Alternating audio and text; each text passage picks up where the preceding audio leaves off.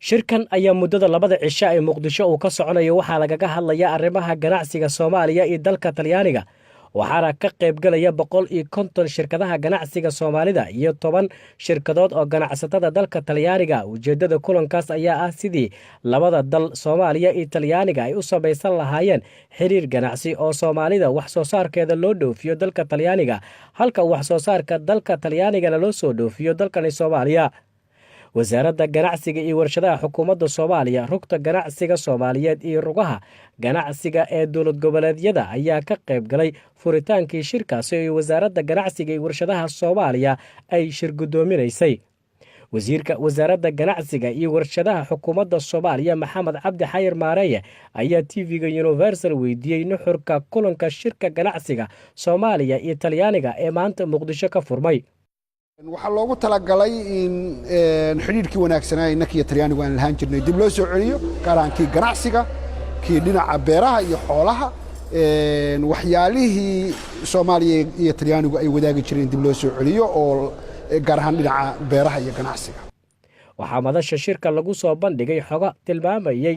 xiriirka ganacsi ee labada dal ee Soomaaliya iyo Talyaaniga iyadoona safiirka dawladda dalkaasi Talyaaniga u fadhiya Soomaaliya Carlo Cambarelli oo sheegay in Soomaaliya ay ka caawiyaan dhinacyo badan oo ay ka mid tahay dhanka maalgashiga Maxamuud Cabdikariim Gabayre gudoomiyaha rugta ganacsiga iyo warshadaha Soomaaliyeed ayaan weydiiyay muhiimadda shirkan oo uu leeyahay ganacsatada Soomaaliyeed iyo ganacsatada Talyaaniga waxaa farxad noo maanta in ay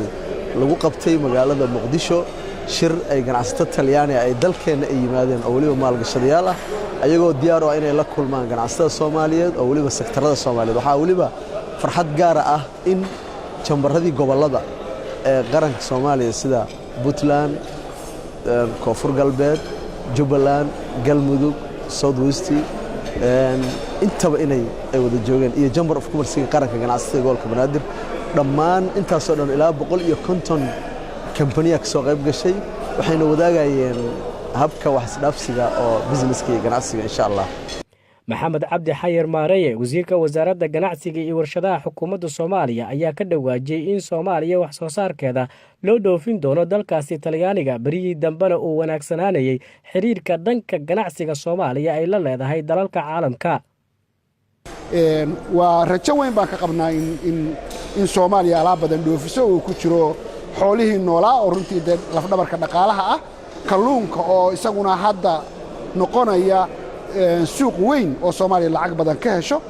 iyo sidoo kale kuwii traditionka inoo ahaa maragtay kalluunkii iyo liindhanaanta oo runtii la qalajiyo hadda iyaduna suuq weyn soo kordhisay iyo sisintii iyo wax badan oo Soomaaliya khayraad ay leedahay Soomaaliya ayaan rajaynaynaa in waduunka loo dhoofo Cabdicasiis Ibraahim Axmed Okay TV Universal magaalada Muqdisho